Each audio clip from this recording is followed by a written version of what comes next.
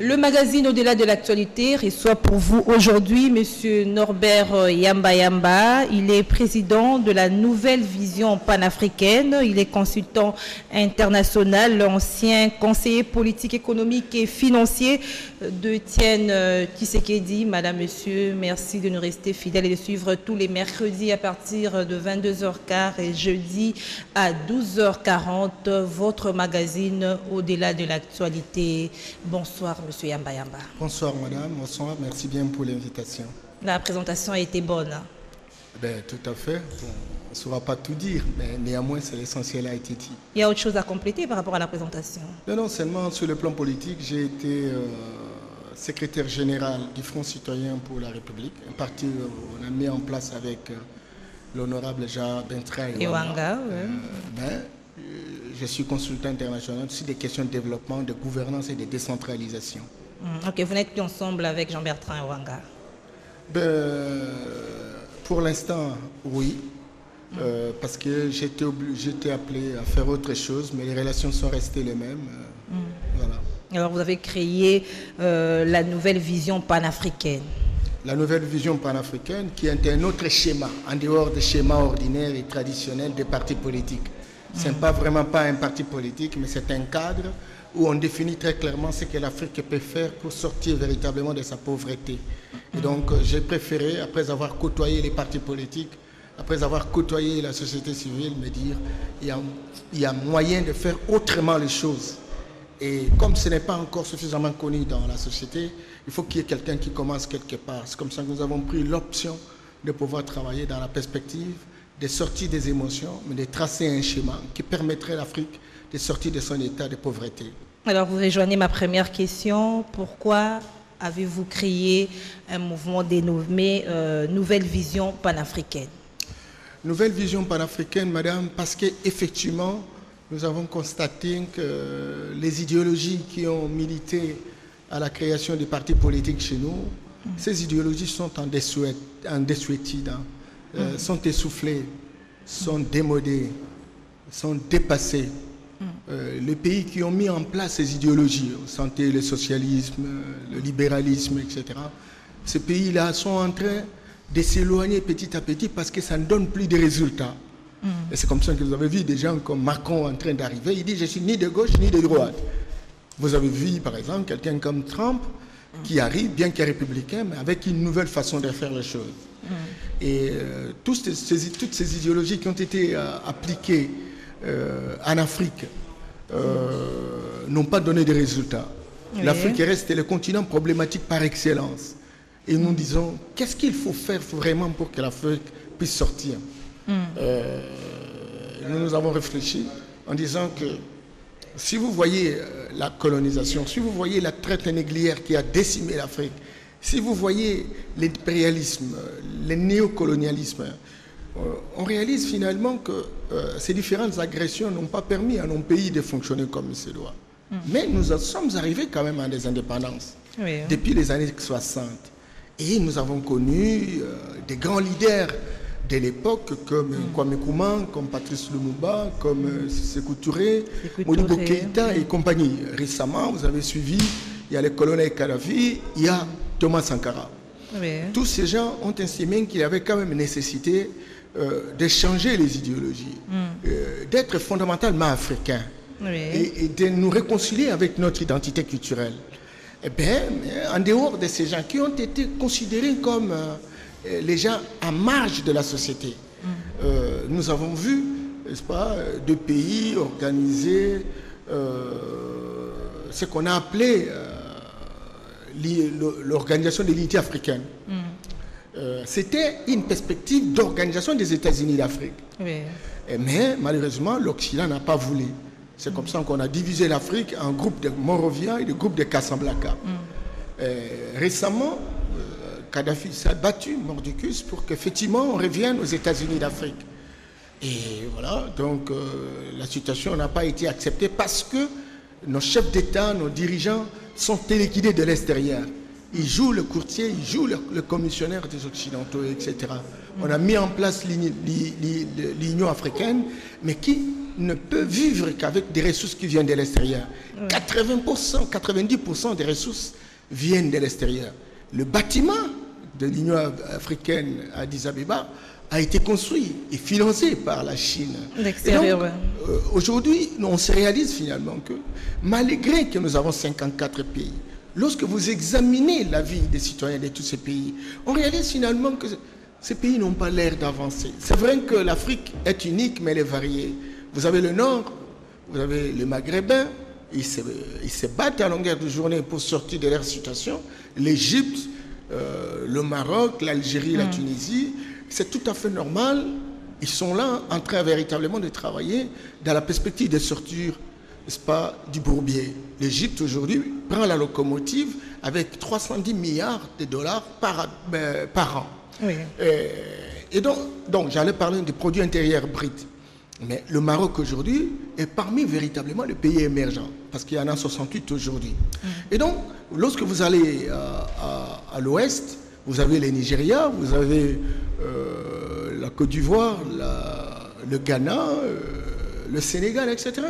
Tous ces pays aussi sont en train véritablement de se battre autour du Nigeria, à travers la CEDEAO, etc.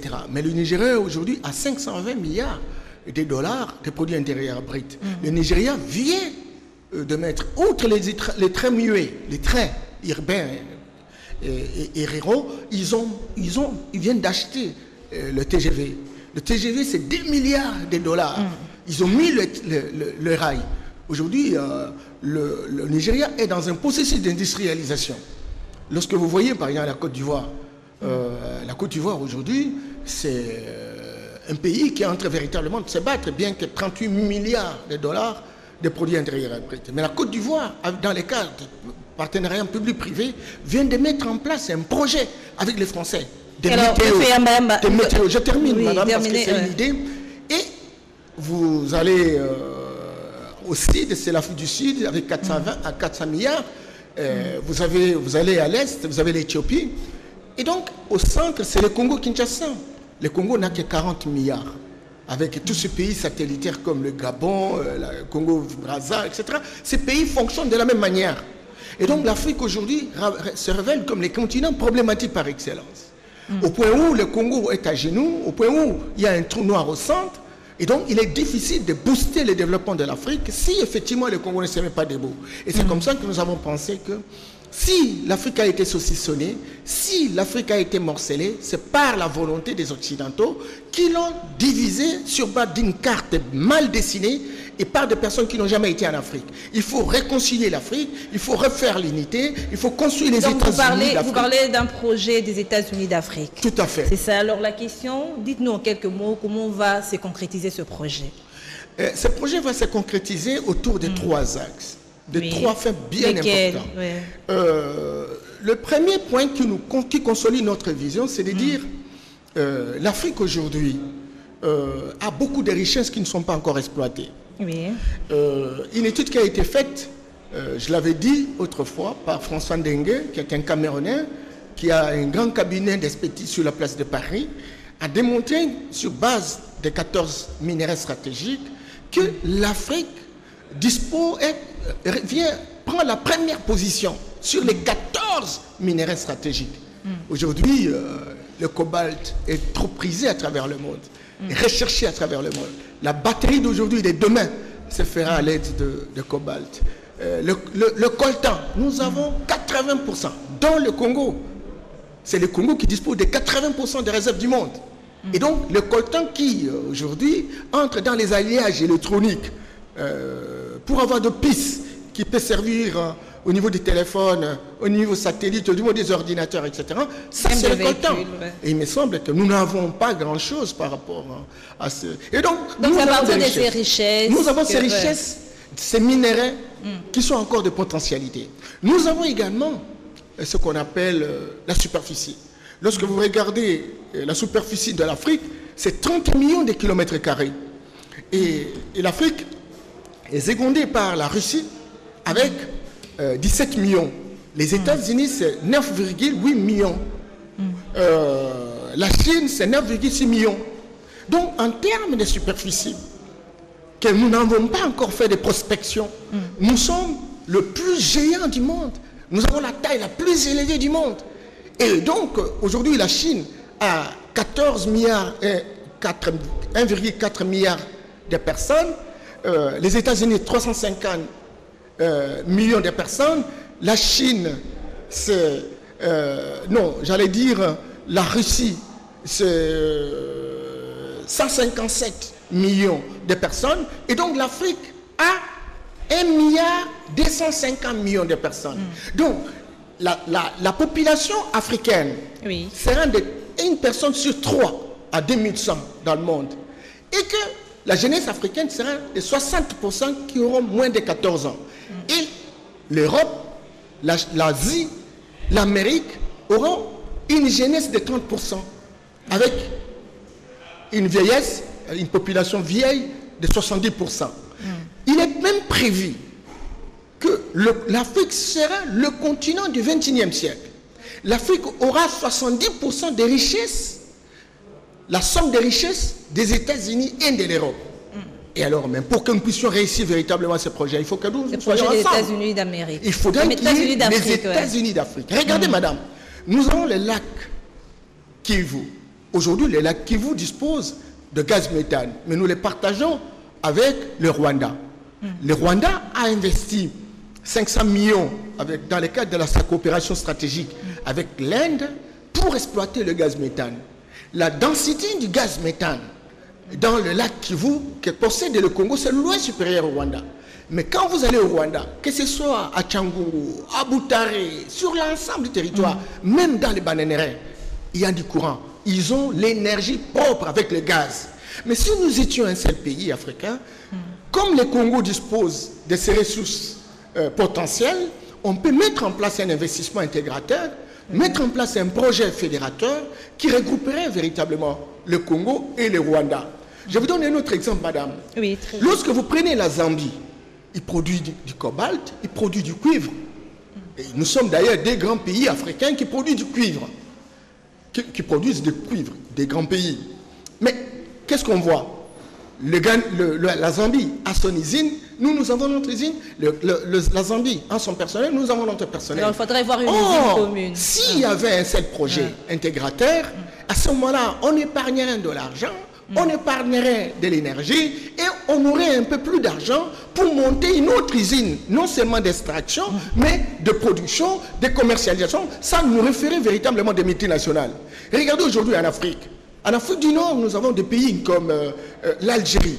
180 milliards de dollars, n'est-ce pas, de réserves. Et nous sommes en train véritablement d'être ligotés, n'est-ce pas, par l'Occident à cause de 10 millions, à cause de 50 millions.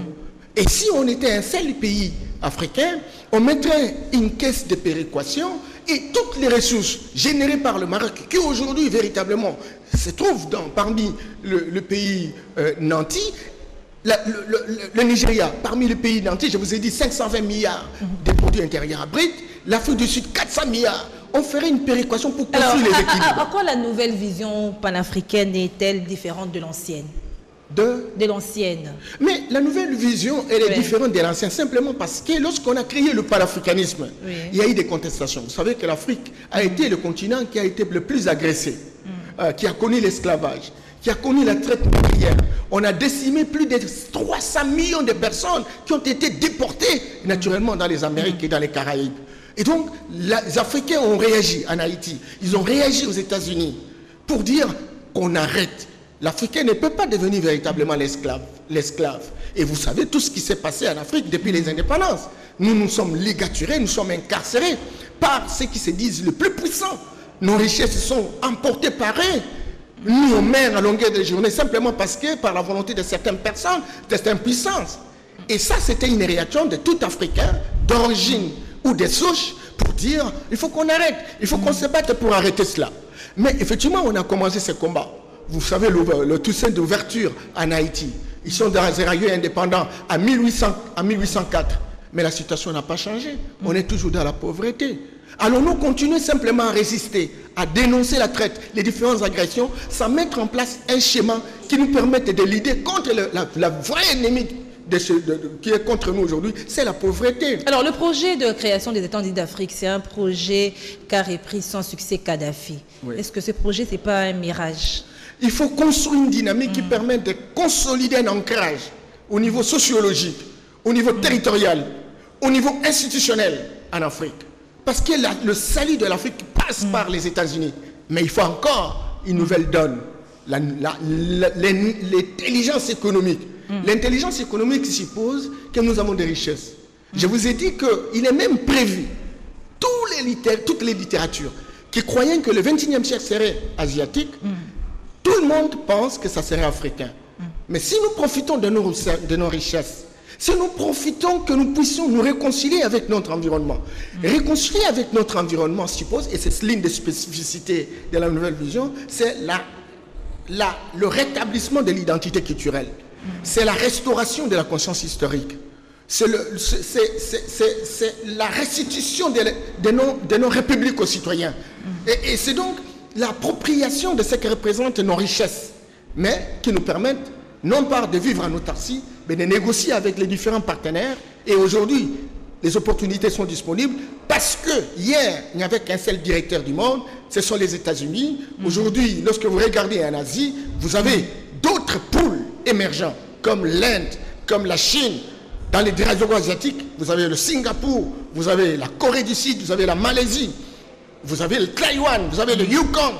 Nous pouvons, même en Europe, même en Amérique latine, le Brésil, l'Argentine, le Mexique, vous êtes en Europe de l'Est, la Russie, l'Eurasie d'une manière générale. Donc il y a tous ces espaces qui ont besoin véritablement d'avoir nos richesses. Mais nous devons négocier. Qu'est-ce qui empêcherait, madame, que nous avons les colbates, 60% des potentialités mondiales. Nous avons la platine, 50%. Nous avons les diamants industriels, 70%. Nous avons les coltan, 80%. Oui, excusez, madame, je suis dans la réflexion.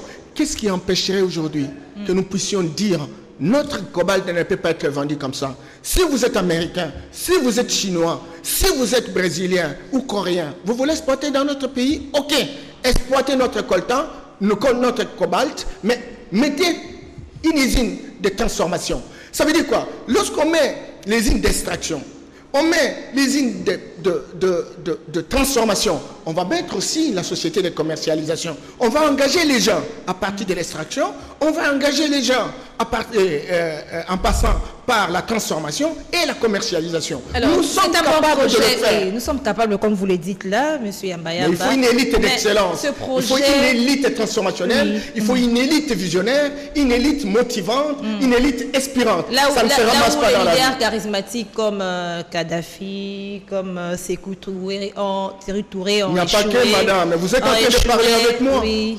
Vous êtes en train de parler avec moi. Ils ont échoué. Vous croyez vraiment aujourd'hui que les présidents africains, les dirigeants africains qui sont plus préoccupés par leur maintien au pouvoir, par l'enrichissement, vont pouvoir matérialiser ce projet? C'est ça la difficulté. Ouais. C'est comme ça qu'aujourd'hui, plus que jamais, il faut qu'il y ait des femmes et des hommes qui comprennent qu'on a connu des dictateurs dans nos pays. Ils ont été remplacés par des opposants. Ils ont fait la même chose. Ils n'ont aucun projet pour la République. Ils n'ont aucune offre politique. Il faut donc chercher une génération qui a la puissance de la connaissance, qui a le pouvoir de la connaissance. Et ces gens-là, nous allons partir d'une intelligence économique. L'intelligence économique, ce n'est pas une agression. L'intelligence économique, c'est la capacité de gérer ses émotions au travers en mettant en place un schéma de développement économique. Et nous sommes capables aujourd'hui, parce que le contexte est très favorable, de négocier avec les Américains, de négocier avec les Asiatiques, de négocier avec les Latino-Américains pour qu'ils puissent tirer quelque chose. Nous aussi, nous pouvons tirer quelque chose. Le grand malheur, c'est que nos dirigeants, du moins d'une manière générale en Afrique, qui ont créé un syndicat de chefs d'État au travers l'Union africaine, au travers les organisations régionales, ne sont pas préoccupés par rapport à l'avenir de l'Afrique. Chacun veut se faire milliardaire, chacun veut s'enrichir insolemment. Et donc, on a difficile à réaliser cela. Et donc, le jour où les Africains, le petit peuple, ce que nous appelons la société civile d'en bas, comprendra que le moment est arrivé pour qu'on ne puisse pas responsabiliser les gens parce qu'ils sont forts militairement, parce qu'ils ont l'argent, mais la capacité des hommes est de faire les hommes et des femmes qui sont capables de voyager pendant 50 ans, voyager 100 ans, et qui savent qu'en 2100, voilà ce qui va se passer, voilà le chemin qu'il faut prendre, voilà la boussole, et qui peut conduire les hommes et les femmes congolais ou africains vers une destination. Ces gens-là sont très rares. Il faut déjà maintenant les préparer déjà. Les préparer. Et vous le faites. Il y en a aussi qui existent d'une manière minoritaire, mais il faut que les hommes les reconnaissent. Aujourd'hui, lorsque vous appelez les gens, vous dites, nous pouvons réfléchir pour l'avenir de la République. D'abord, ils ne croient pas, ils ne sont pas consolidés d'une conviction. Vous voyez, votre question, elle est pertinente, madame, quand vous dites, mais est-ce que vous pouvez réussir là où Kadhafi a échoué? Ah non, il y a des méthodes. Lesquelles? Les méthodes, c'est-à-dire rassurer les uns les autres. Il ne faut pas se montrer que vous êtes plus fort au moment où vous n'êtes pas plus fort. C'est ça. Donc, vous devez travailler, rassurer les Américains, rassurer les Asiatiques, les Chinois, rassurer les Russes, rassurer. Le Congo, quelqu'un me disait dernièrement en juillet à Accra, en disant, mais Yamba Yamba, vous savez, on peut nous arracher l'Afrique. On laisse seulement les Congos. Nous pouvons venir au Congo, tous les Africains. Plus de 2 milliards peuvent être nourris par le Congo. Parce que le Congo a des capacités, le Congo a des richesses, etc. Mais vous vous ignorez. Parce que vous ne pouvez pas faire quoi que ce soit pour vous mettre à la hauteur de ce qui représente votre valeur intrinsèque. Donc, sincèrement, Kadhafi n'a pas réussi. Il a été combattu par les Occidentaux, mais nous ne pouvons pas aller dans la violence, mais nous pouvons utiliser l'intelligence. Et aujourd'hui, les opportunités sont disponibles parce qu'il y a multipolarité, il y a émergence de plusieurs pôles. C'est comme ça que vous voyez, la situation n'a pas l'air de se dramatiser en Syrie. Sinon, l'Occident aurait pu véritablement anéantir complètement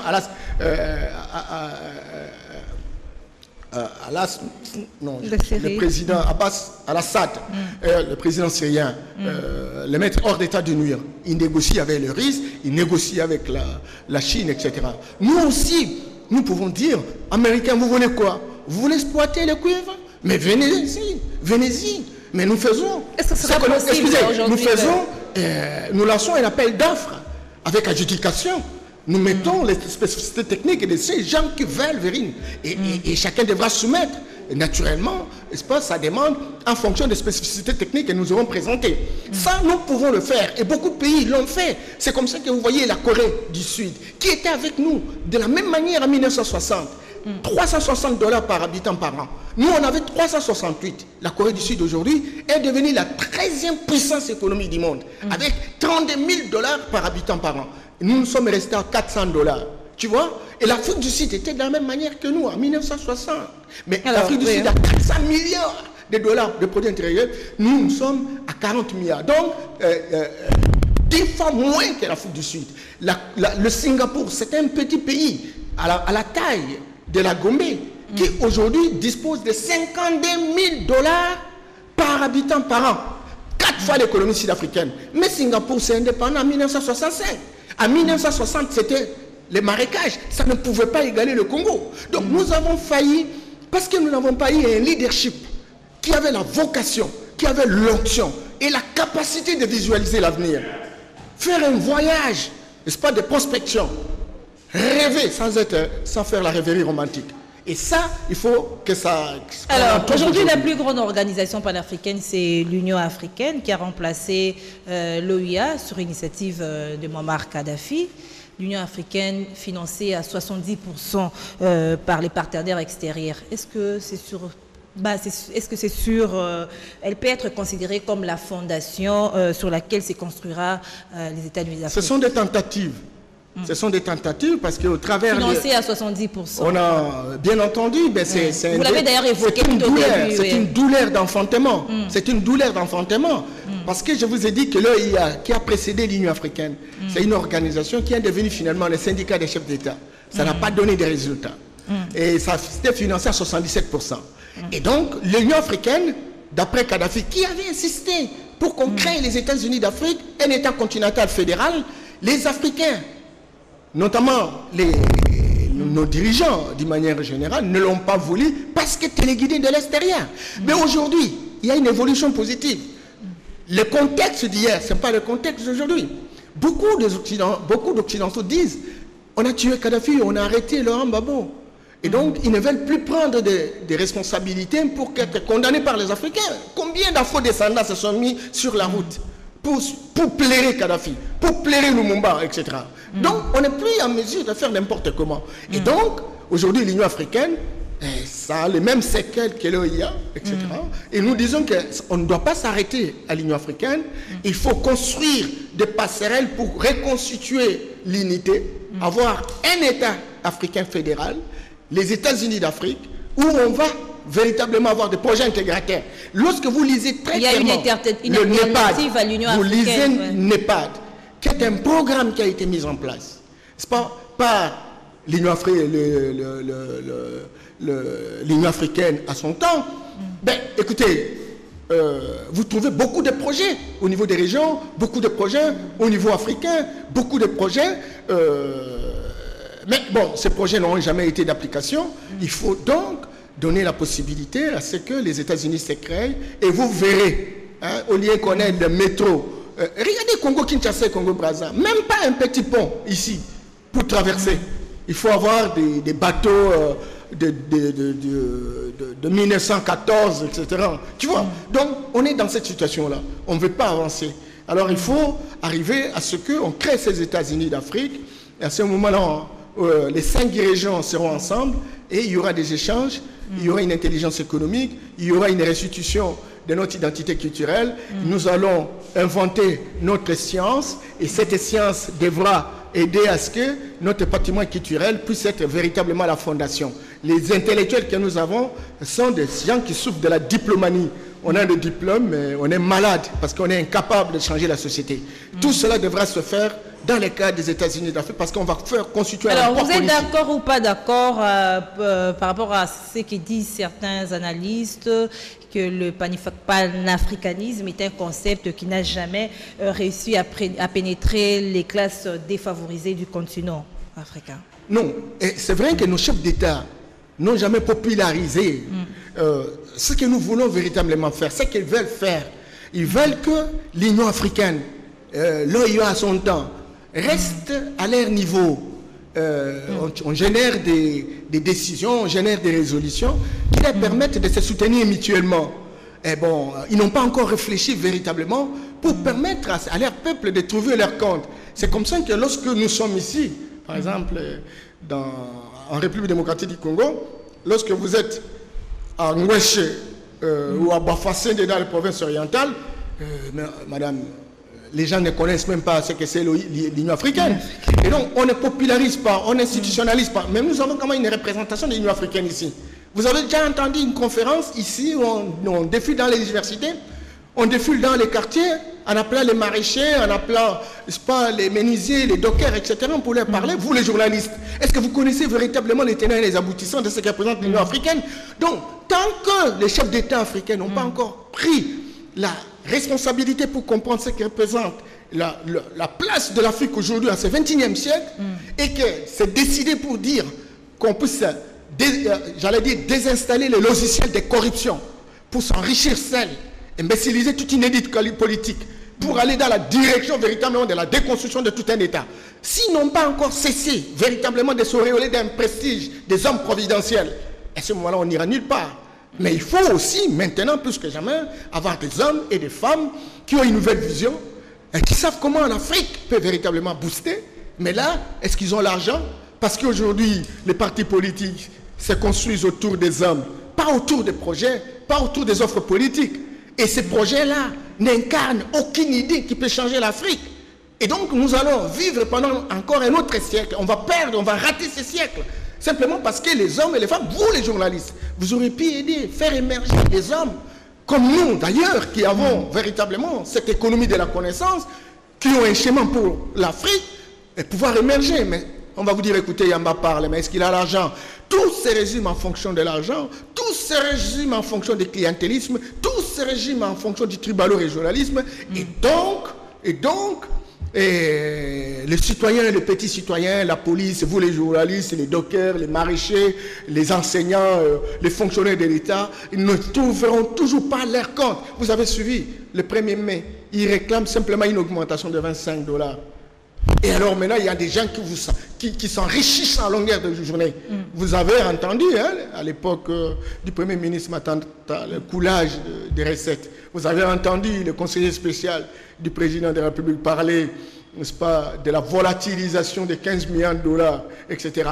Et un panel de chercheurs dit que si on arrête la corruption en proportion de 30%, on peut aller l'année suivante à 55 milliards. Et si on continue d'arrêter jusqu'à 50%, on aura un budget de 110 milliards. Aujourd'hui, nous sommes à 4 milliards et nous sommes au relais d'un prestige. Ou bien que même à l'époque du maréchal, il n'avait pas la possibilité d'atteindre 1 milliard. Aujourd'hui, il y a des opportunités que Maréchal n'en avait pas.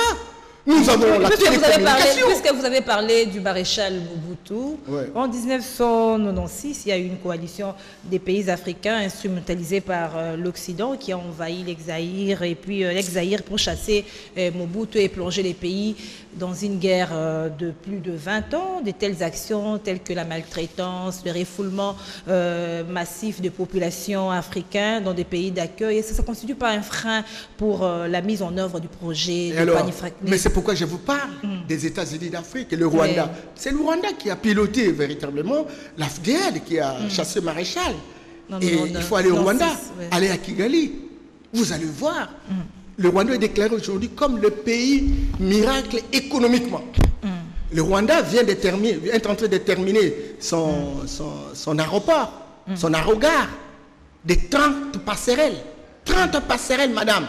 Contre 6, non, ce qu'on vient d'inaugurer là pour démarrer les travaux. 6 passerelles, le Rwanda, 26 000 km², 11 millions d'habitants. C'est la dimension du territoire de l'homme là.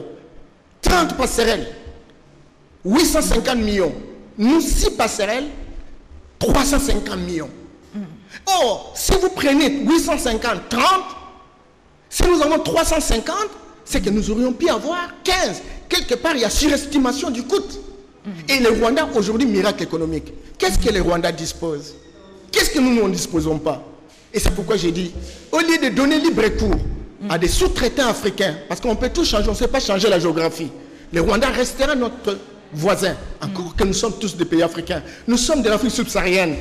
Pourquoi on ne serait pas ensemble pour booster la République? Parce qu'aujourd'hui, les Occidentaux sont en train de travailler avec des multinationales, en choisissant au niveau des différentes régions des sous-traitants qui trouvent des relais volontaires à l'intérieur des pays. Et donc, le Rwanda, il est sous-traitant et à l'intérieur de la République, il y a aussi des commissionnaires. Et donc, cette convergence d'intérêts permet aux multinationales de s'enrichir et permet l'hébergement des pays occidentaux. Parlons du Rwanda, justement, lors du dernier sommet de l'Union africaine qui s'est tenu au Rwanda. Il a été signé un accord pour la mise en place d'une zone de libre-échange. Qu'est-ce que vous en pensez? Maman, une zone de libre-échange, mais il faut s'organiser. Vous faites quel échange? Pour que toutes nos richesses aillent là-bas? Parce qu'il y a une usine d'extraction du coltan au Rwanda. La commercialisation du coltan s'est faite au Rwanda. Et pourtant, ce coltan, on le retrouve à Rutshuru, on le retrouve à Massissi, on le retrouve à Walikale, etc. Nous n'avons pas cette usine-là. Bon, faire un libre-échange, bon, c'est ça qui est connu. Nous devons entre nous faire le libre-échange. Mais il ne faudrait pas que ce soit les échanges unilatéraux. Ou une stratégie ou un stratagème qui consiste véritablement à nous considérer comme des abrutis qui ne comprennent rien et qui visiblement subissent tout ce qu'on monte en termes de stratégie par le Rwanda. Moi, ça m'étonne parce que je suis même en train de voir les politiques en train d'aller au Rwanda chercher le pouvoir. Il semble, comme le président rwandais disait, les pouvoirs de Kinshasa, tous se sont passés par lui. Et puis bon, maintenant, les autres qui veulent arriver sont aussi partis pour négocier avec lui, etc. Je me pose la question, sincèrement, même si ceux qui vont arriver, ils vont faire quoi? Parce que vous croyez vraiment que le Rwanda, qui a de l'affection avec ses pouvoirs ici, et puis les Rwandais, vous choisissez pour que vous fassiez le contraire de ce que fait le pouvoir aujourd'hui? Je ne pense pas. Donc ça sera avant l'indépendance, ça sera après l'indépendance. Et c'est comme ça qu'aujourd'hui, plus que jamais, et là je m'adresse à notre peuple, d'ouvrir les yeux, de comprendre que ça ne sert pas d'avoir seulement des relations au travers un lobbying agissant. Hein, c'est bon, il faut avoir des lobbies. Encore qu'on y met beaucoup d'argent, on aurait pu véritablement aussi organiser une structuration à l'intérieur de la République au travers les partis, etc., pour qu'on démocratise davantage la République. Mais bon, on va venir, hein. On va répondre au lobby, on va répondre aux sous-traitants, on va répondre à ce qui est celui qui est censé être le père de toute légitimité du pouvoir aujourd'hui. Que ce soit avec l'AFL, que ce soit avec ceux qui arrivent, parce qu'on voit leur volonté d'aller vers les Rwandais. Entre-temps, le Rwanda est au relais d'un prestige parce qu'il joue son leadership et il trouve tout son compte. Il est en train de développer son pays. Les Rwandais sont en train véritablement de trouver leur compte. Voilà. Donc, c'est un peu ça. Alors, que faire? Parce que vous avez rejeté ce projet de zone de libre-échange continentale. Non, je ne rejette pas. Cet accord signé. Non, je ne rejette pas. Il faut faire ça, mais il faut affirmer notre leadership. Il faut savoir faire un calcul sur les avantages comparatifs. Nous faisons les échanges. Nous apportons quoi? Et nous bénéficions quoi en fonction des produits que nous faisons ces échanges? Si vous faites l'analyse coût-bénéfice de chaque produit, si vous estimez que bon, nous sommes capables véritablement de générer les ressources qu'il faut, etc., à ce moment-là, vous pouvez vraiment le faire. Mais pas parce que le Rwanda a demandé, mais parce que nous savons que nous aurons des avantages comparatifs. Ça, c'est très important, mais il me semble que, bon, le ministre de l'économie, il est là, il dit quoi? Est-ce qu'il a une approche?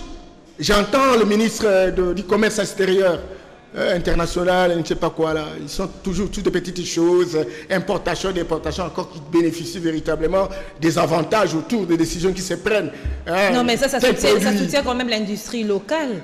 L'industrie locale, attention, nous sommes certains produits qui entrent au pays, ils sont aussi impropres à la consommation. Bien entendu, c'est pourquoi le CC existe. C'est pourquoi il y a des services qui sont là. Parce que nous voulons travailler pour que le petit peuple, le petit citoyen soit en mesure de résoudre ce problème. Si dans l'hypothèse où nous donnons libre cours, n'est-ce pas, à des industries locales, très bien, parce qu'il faut une consommation locale. Mais alors que s'il y a une confrontation entre les industriels locaux avec les autorités, pour qu'ils trouvent véritablement leur commission et que le petit peuple qui aurait pu acheter un sac de ciment par exemple à 5 $, achète un sac de ciment par exemple à 15 $. Alors qui bénéficie de ça? Est-ce que ça a une bonne politique? Moi je pense qu'il y a des choses qui doivent être organisées. La solution n'est pas d'arrêter. Encore que nous avons signé un certain nombre d'accords, nous les avons même ratifiés. Il faut donner la possibilité aux uns et aux autres de venir. Et que les différents services qui sont opérationnels à la frontière soient à mesure de faire leur travail. Sinon, on aura gagné beaucoup si ces services sont opérationnels. Mais je pense qu'il y a des décisions vite faites. Alors, on revient sur le projet des États-Unis d'Afrique, M. Yamba Yamba. Peut-être une dernière question, nous sommes déjà arrivés à la fin. Est-ce que ce projet n'est pas, les États-Unis d'Afrique, allais-je dire, n'est pas un projet chimérique? Non, ce n'est pas un projet chimérique. Sinon, vous croyez qu'on est des enfants ou des adolescents retardés? Non, non, non, non, non, non. Ce n'est pas un projet chimérique. C'est un projet qui va dans une perspective de durabilité. Parce qu'aujourd'hui, on est en train de parler au Congo, on parle au Gabon, etc., tout ça. Mais on ne s'en sortira pas. Non, parce que tout à l'heure, là, vous avez dit vous-même que les présidents ou les organisations régionales d'intégration telles que la SADC sont pratiquement devenus des syndicats au service de chefs d'État et non de la population. C'est vous qui l'avez dit tout au long. Mais il y a des acteurs non étatiques. Dans vos propos, ouais. Mais pourquoi on organise ces émissions? C'est pour inoculer un esprit. C'est pour transférer un savoir. C'est pour consolider une conviction de nos concitoyens pour comprendre que nos pays, c'est notre pays, c'est notre implantation, c'est notre église, c'est notre village. On ne va pas laisser un îlot d'abondance dans un océan de misère. On doit pouvoir travailler pour que ce pays nous appartienne, qu'on s'approprie de ça. Mais alors si nous, on va laisser simplement parce que les chefs d'État se sont constitués en syndicats, mais quand est-ce qu'on va sortir de cette situation? Quand est-ce qu'on va sortir? Pourquoi la Chine, qui est aujourd'hui très développée, est en train véritablement de se battre pour récupérer Taïwan, qui s'est battue pour récupérer Hong Kong? Pourquoi nous, on ne peut pas aujourd'hui? L'Afrique antique était seule, unique. L'Afrique antique était unique, mais nous étions une grande puissance mondiale. Mais nous n'avions pas, la volonté de dominer. Mais les gens sont venus nous dominer. Reconstituons-nous parce que nous avons été mal divisés, sur base d'une carte mal dessinée. Revenons ensemble, l'union fait la force. Et nous allons démontrer au monde de quoi nous sommes capables. Encore qu'il faut restituer notre identité culturelle. Il faut valoriser notre patrimoine culturel. Il faut qu'on sorte de la formation des abrutis fondationnels. Les intellectuels aujourd'hui ne sont pas des intellectuels, ce sont des instruits, des personnes qui ont des diplômes, mais qui n'ont aucune valeur ajoutée dans la société.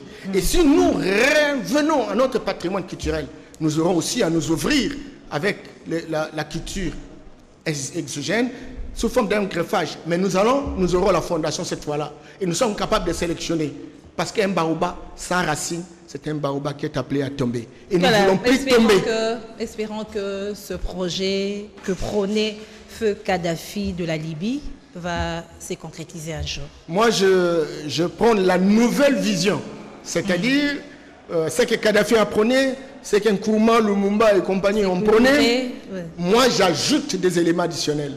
Des éléments qui permettent de consolider une conviction dans la perspective qu'on sorte de la pauvreté. Parce que le plus grand combat aujourd'hui, c'est la lutte contre la pauvreté. Ce n'est pas un combat de réaction, c'est un combat de révolution.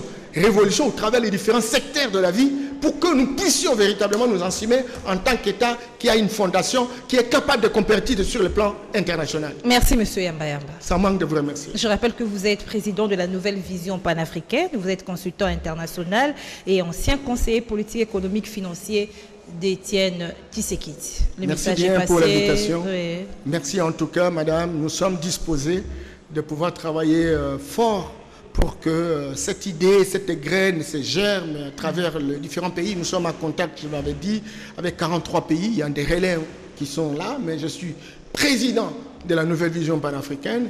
Nous sommes en contact avec les Afro-descendants aux États-Unis, dans les Caraïbes. Je crois qu'aujourd'hui, le Noir est en train véritablement de se poser des questions pour dire quand nous allons prendre nos responsabilités d'aînés. C'est l'Afrique, le berceau de l'humanité. Mais aujourd'hui, nous sommes les dindons de la farce. Il faut qu'il y ait un génie local qui émerge. Et c'est de cette manière-là qu'on va lutter contre la pauvreté. C'est la fin de ce magazine. Nous nous retrouvons le mercredi prochain. Au revoir. Merci bien.